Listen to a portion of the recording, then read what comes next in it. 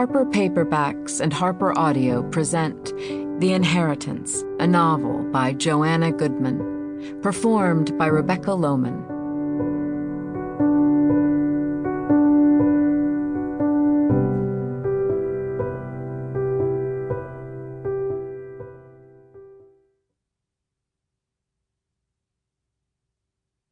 For my spirit sisters who carried me through the last few years.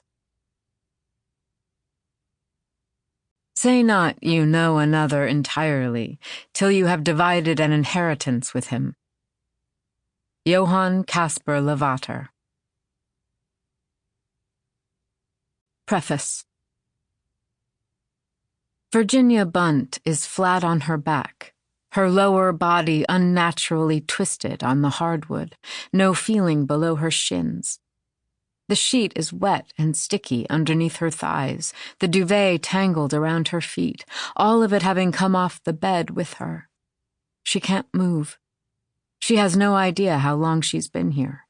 A day? 2 days?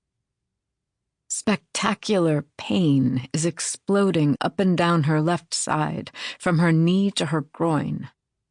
Her left leg is turned awkwardly, the inner thigh pushed out. The entire leg is deeply bruised, mottled dark purple. The room is quiet. She's alone. She usually doesn't like to be left alone, not by men, but this is different, her perspective having been stunningly altered by the circumstances. She thinks about her girls, though not with the usual crushing remorse or operatic shrieks of guilt in her head. She's failed them utterly and completely, she knows that. But now it just seems so irrelevant. None of it matters anymore. Not the kind of mother she's been, or the women they've become, especially Arden, who is so much like her. Tate always manages to land on her feet, but Arden can be so helpless. She worries about Arden, her passivity and codependence, traits Virginia has certainly passed down to her youngest daughter. Even if Virginia lives, she's already lost the battle.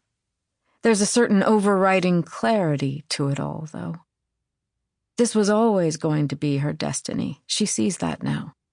Not just the violent battering of her body and ego, but the epic humiliation at the hands of a man, the complete aloneness of this moment.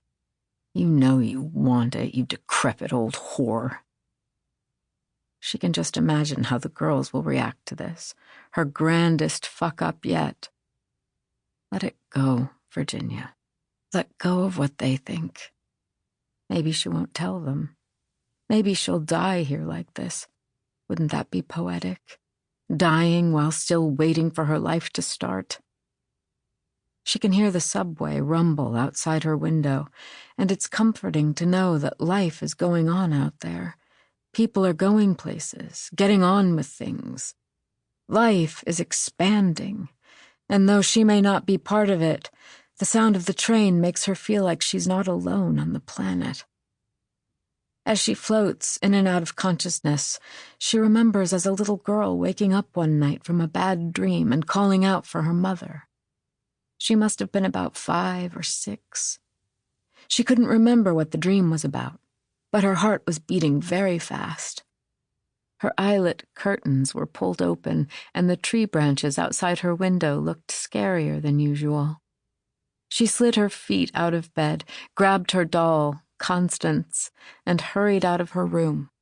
She was wearing baby doll pajamas with a scalloped hem, and she felt cold. There were goosebumps up and down her arms and legs, but she wasn't sure if they were from the cold or from being scared. She padded down the hall to her parents' room, knowing her mother would let her sleep in their bed. Not between them. Her father didn't like Virginia in the bed, said it disrupted his sleep. But on her mother's side, curled in a fetal position with her mother's heart beating against her back.